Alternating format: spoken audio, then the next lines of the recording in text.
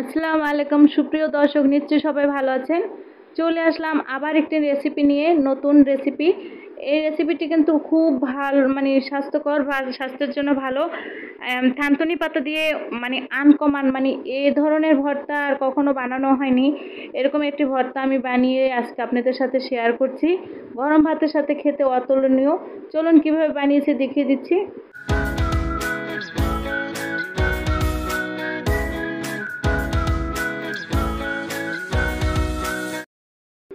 এখানে আমি থানতুনি পাতা নিয়েছি, খুব সুন্দর করে পরিষ্কার করে ধুয়ে পানি দিয়ে ধুয়ে নিয়েছি। একটি কেসের মাধ্যমে আমি এগুলো সুন্দর করে কুচি করে নেব।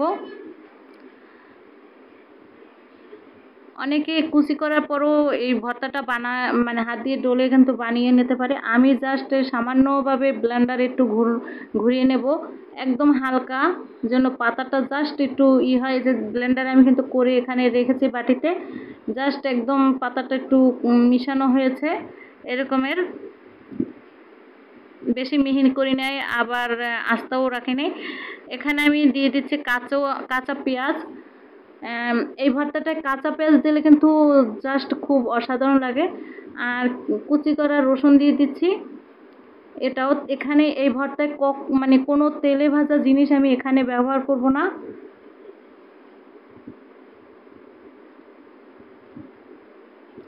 আর এখানে দিয়ে দিচ্ছি শুকনো মরিচ। এটাকে আমি আগুনে ছেঁকে পুড়ে নিয়েছি, তেলে না টেলে। লবণ দিয়ে দিচ্ছি পরিমাণ মতো। এখন সুন্দর করে হাতে ডলে নেব।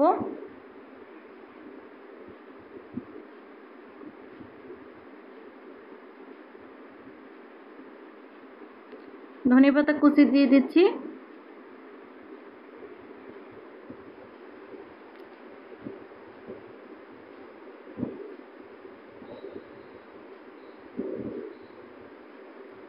এখানে দিয়ে দিচ্ছি সেদ্ধ করা আলু। এটাকেও আমি তাওয়ার উপরে জাস্ট একটু শুকিয়ে নিয়েছিলাম।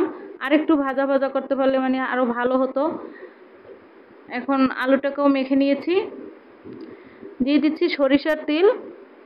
সরিষার তেলের পরিমাণটা আমি একটু বেশি বাড়িয়ে দিয়েছি, আপনারা আপনাদের পরিমাণ মতো দেবেন। সরিষার তেলের পরিমাণটা জাস্ট একটু বেশি দেওয়ার কারণ ফ্লেভারটা ভালো আসবে এই কারণে। আর সেই থানতুনি পাতাটা আমি দিয়ে দিয়েছি, এখন দিয়ে ভালোভাবে মিক্স করে নেব। ফ্লেভারের জন্য দিয়ে দিচ্ছি বোম্বাই মরিচ। এখন বোম্বাই মরিচটা আমি কুচি করে দিয়ে দিচ্ছি। হাতে মেখে দিয়ে দিচ্ছি, কারণ ভর্তাটার সাথে ঝালটা যেন ভালোভাবে মিক্স খায়। আর এখন আমি বল করে নিচ্ছি গোল গোল করে। সুপ্রিয় দর্শক, যত বাহিরে হোটেলে খেতে যাবেন, ভর্তা কিন্তু গোল গোল করে সুন্দর করে ঘিসে সাজিয়ে রাখে। এর জন্য আমিও জাস্ট গোল গোল করে নিয়েছি, আপনারা আপনাদের মতো সাজিয়ে নেবেন। সুপ্রিয় দর্শক, আজকের রেসিপি যদি আপনাদের ভালো লেগে থাকে, অবশ্যই আমার চ্যানেলটিকে একটি সাবস্ক্রাইব করে দেবেন এবং লাইক এবং শেয়ার করে দেবেন। আর পাশে থাকা বেল বাটনটিকে অবশ্যই ক্লিক করে দেবেন, এতে করে আমার রেসিপি পেতে আপনাদের সুবিধা হবে। নতুন নতুন রেসিপি নিয়ে কিন্তু আপনাদের মাঝে আমিও শেয়ার করতে চাই। আপনাদের প্রেরণায় আমি কিন্তু অনেক দূর এগিয়ে যেতে পারবো। অবশ্যই আমাকে এগিয়ে যাওয়ার জন্য সহযোগিতা করবেন। আর অলরেডি যে সকল দর্শক বন্ধুরা আমার চ্যানেলকে সাবস্ক্রাইব করেছেন, তাদেরকে আমি অসংখ্য ধন্যবাদ জানাচ্ছি। এই ভর্তাটা দিয়ে গরম ভাত খেতে কিন্তু অসাধারণ লাগে। একবার বানিয়ে ট্রাই করতে পারেন বাসায়, কেমন লাগে। আমিও এখন ট্রাই করছি, কেমন হয়েছে দেখে নিচ্ছি। সুপ্রিয় দর্শক, আজকে আপনাদের কাছ থেকে বিদায় জানাচ্ছি। নতুন নতুন রেসিপি নিয়ে আপনাদের মাঝে আবার চলে আসব। সে পর্যন্ত আজকে এখানেই বিদায় জানাচ্ছি। আল্লাহ হাফেজ।